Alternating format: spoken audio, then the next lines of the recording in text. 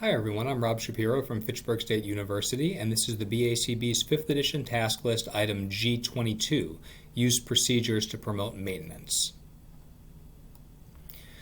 So when we use the word maintenance, what we're really talking about is response maintenance, which is the extent to which a learner continues to engage in a target behavior after the intervention responsible for its occurrence has ended. So we can think about this in some ways as essentially being how robust is the behavior change that has occurred. And by robust, I'm talking about how sturdy is it? Does it continue? Even once we stop doing things to make it occur, such as providing programmed reinforcement. So we can think about it that way. We put some intervention in place to change behavior, but then the goal is to not keep that intervention in place forever. So what happens when we take that intervention away? For example, when we stop reinforcing the behavior that has occurred, does it keep happening? And to what degree does it keep happening? That's really what we're talking about when we think of response maintenance. And we can think of it as generalization, but generalization across time. And there are a number of strategies that we can use to promote maintenance. One is using delayed rewards or thinning the schedule of reinforcement. That's really the most common one and the primary way that we're going to go about making sure that we create this hardy, robust behavior that's not likely to be susceptible to extinction. But we can also use things like contingency contracts and behavior traps. We'll talk about those a little bit as well. And it's worth noting that because maintenance really can be thought of as a form of generalization, that generalization across time, many of the same considerations that we talked about related to other forms of generalization apply to promoting maintenance. So that first strategy, using delayed rewards or thinning the reinforcement schedule, it's just important to note that the less predictable and frequent delivery of programmed reinforcement is, the less likely the learner is to notice when it is stopped. And a term that you may have heard before, indiscriminable contingencies, basically refers to you create a contingency or a set of contingencies where it's very difficult for the learner to be able to discriminate. Is this schedule in effect right now? Is it happening? What exactly is the schedule that's in place? The more difficult it is for the learner to discriminate that, the less likely the learner is to be able to notice when that contingency has changed or it's stopped, when reinforcement is no longer being delivered. So by making our schedule less predictable and frequent, we can promote maintenance.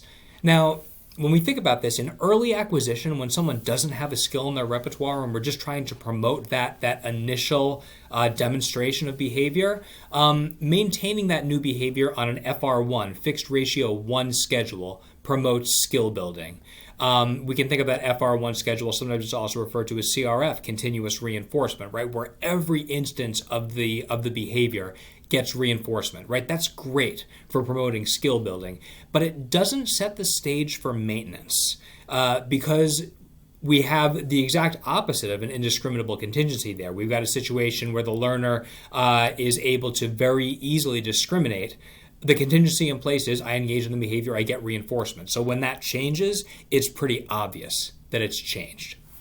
So the more schedule of reinforcement can be varied and faded, the more likely behavior is to maintain once reinforcement stops. As we start to move towards a more indiscriminable contingency, variable schedules are better than fixed schedules, right? Because with a fixed schedule, no matter how large the ratio is or how large the interval is, with a fixed schedule, the learner can discriminate when reinforcement should be being provided. Whereas with a variable schedule, the learner's never really sure. And likewise, large ratios are better than small ones because the larger we can make that ratio, again, the longer the learner may respond before being able to discriminate that there's been some kind of a change in the contingency. And we can talk about ratio strain, that we have to be careful how we bump up that schedule. But ultimately, the goal is, once we get acquisition, is to move to a situation where the schedule is variable and the ratio is large. Those things are really going to help us with promoting maintenance. And the analogy that I like to use is the soda machine versus the slot machine, right? If you've got a soda machine and you put your money into the soda machine and you push the Diet Coke button, how often does a Diet Coke come out? Well, it comes out pretty much every single time if you put your money in and you push the button, right? So if you put your money in and you push the button and no soda comes out, you're pretty quickly going to stop using that machine. That response is not very robust, right? It's not very hardy. You're very quickly going to be able to discriminate. Reinforcement is not being provided here. Versus the slot machine, where sometimes you put your money in and you pull the lever and you get some money. Lots of times you put your money in, you pull the lever, and you don't get any money. Okay, that's being maintained on a variable ratio schedule. And certainly for those of you that have been to the casinos, you see people pulling the lever on the slot machine in the face of no reinforcement a whole lot more. That behavior really persists than you might expect someone to do with the soda machine if it weren't paying out soda a whole bunch of the time. So again, our primary way of supporting maintenance is going to be using these delayed rewards and in particular thinning the reinforcement schedule. We can also try to promote maintenance by the use of contingency contracts. And contingency contracts are basically agreed upon documents between the learner and others, people that the learner is interacting with. Typically, these documents are signed by all parties that specify the behavior of all signers and the outcomes of engaging in these behaviors. So basically, we've got a situation here where we have some kind of a reward, right? And it's important that we use the word reward, because this isn't about reinforcement, because we don't have the timing lining up, right? Too much time is going by between the behavior being engaged in and the delivery of the reward. So it's not reinforcement, it's a reward. But we establish some ongoing reward, and then we have the formality of this contract that is specifically written out. Okay, this is what the person implementing the contract agrees to do. This is what the learner agrees to do, and this is what's going to happen for the learner as a result of engaging in that behavior. So the use of a contingency contract can help maintain behavior even in the face of lack of immediate consequences or reinforcement.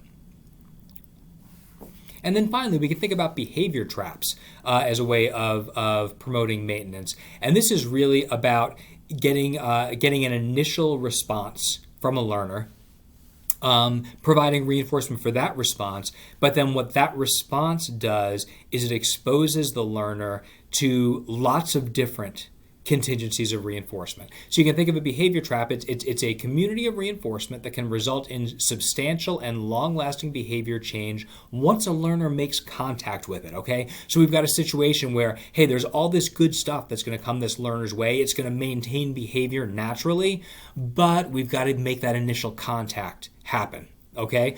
And behavior traps have 4 components.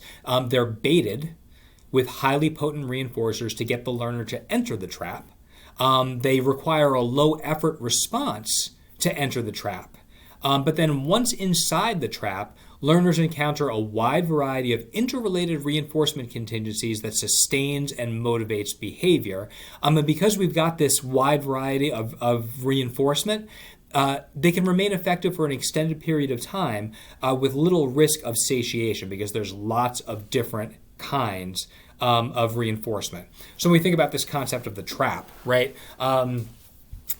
Trap is kind of an unfortunate word, because we're trapping someone with stuff that they love, right? We're getting someone exposed to all kinds of great reinforcers. So it's not a trap in the traditional sense that we might think about. But if we think about our traditional trap, if we think about like a lobster trap, for those of you that have seen these, right? A lobster trap is kind of set up that it's this cage, right? And there's some food inside the cage. It's got this really wide opening on one end, and the opening gets narrower and narrower towards the middle of the cage and gets up kind of high, and then has sort of this very little opening towards the end. So it's basically like a funnel, right? And the lobsters sort of climb up the funnel. It's really easy. It's low effort for them to get into that wide portion of the funnel, right? There's really potent reinforcement. There's food inside. The lobster takes that easy step of getting into the wide part of the funnel, and then it gets narrower and narrower as they go along, and then eventually they fall into the main part of the trap, and they're in there with the food, but now they can't get out because the opening for them to get out is really narrow and it's up really high. So even though it's there and it's open and the lobster could fit through it, they're not able to get back through it. Okay, that's, we think about a lobster trap. Now we think about a behavior trap, and what we do with that here that's kind of similar is we get a learner to engage in some low effort behavior, right, with some highly potent reinforcement. Okay, we're trying to get them into the trap. So maybe let's say that we've got someone that we know if they attend this social group, they're going to love it. They're going to have a lot of fun. There's cool activities that they enjoy, like maybe it's playing video games or board games or talking with people. There's lots of people that are super friendly that they share common interests with. It's going to be a great situation, and it's going to totally sustain them once they get in there. But we're having a hard time getting them in the door in the first place, right? So maybe what we do is we bait that trap, that social skills trap, by you're gonna be able to do this thing that you love to do right when you get inside, right? We're gonna hey come on in here, just walk in the door and come over here and play this video game with me that we know that they love, right? And so it's a highly potent reinforcer, the access to that video game. It's a low effort response. All you have to do is walk in the door. It's right there. I'm not asking you to interact or do anything else. Just come on in here with me and play the video game, right? But then once they're in, other people come over and start playing with them, start talking to them. There's this whole social network going on, and just lots of really reinforcing stuff. And so once we get the person into the trap, all these other natural contingencies of reinforcement sustain behavior. So in that way, we're promoting maintenance because we're getting the initial response of going, and then going in the future is more likely to happen, and they're more likely to stay because of all of this great reinforcement that's happening when they're there. So how do we assess or evaluate maintenance? Obviously, we're striving for maintenance. How do we know when we've got it? And typically, we would do ongoing probes where performance is assessed, and we would do these things periodically. So every now and then, we would just assess, hey, is the skill that we taught, is it still happening? And if responding has stopped or if errors are apparent, we might reinstitute training. So what about these probes? They're going to occur much less frequently than the initial training, but honestly, there's no hard and fast rule regarding how frequently is correct. And we can think about this as kind of a cost-benefit ratio, right? We can weigh the importance of determining maintenance versus the cost of evaluating maintenance, right? So there are some skills that it's so critical that somebody have and that somebody maintain. It might be really important that we make sure that we've got maintenance going on there. So we might really want to run those probes, okay? Versus the cost, and the cost is really it's a time and effort and resources cost, right? Every trial you spend assessing maintenance is a trial that you couldn't spend working on an acquisition target. So you've just got to weigh. Is it, how much time is worth devoting to determining maintenance? And that's, it's going to be highly individualized. It's also worth noting, and this is kind of cool, some maintenance can be promoted simply by conducting these probes because they do provide additional opportunities to practice the skill. So let's say that you're teaching skills through the use of discrete trial. You've got a number of targets you're teaching in any one session, but once a learner has established mastery, common language is you move that target to maintenance. That doesn't mean you never work on it again. It means you work on it way less frequently, right? Maybe you're working on your acquisition targets, several times per day. But now we've got a whole bunch of maintenance targets, things that the learner has already mastered, and maybe we are assessing maintenance on those once a week. So we're still targeting it, but just by bringing it up there once a week or however much is determined to be the right frequency of targeting that maintenance skill, just by continuing to bring it up and have the learner practice it, that in and of itself can help promote maintenance. All right, and that is strategies for promoting maintenance and assessing maintenance. Thanks very much, and have a great day.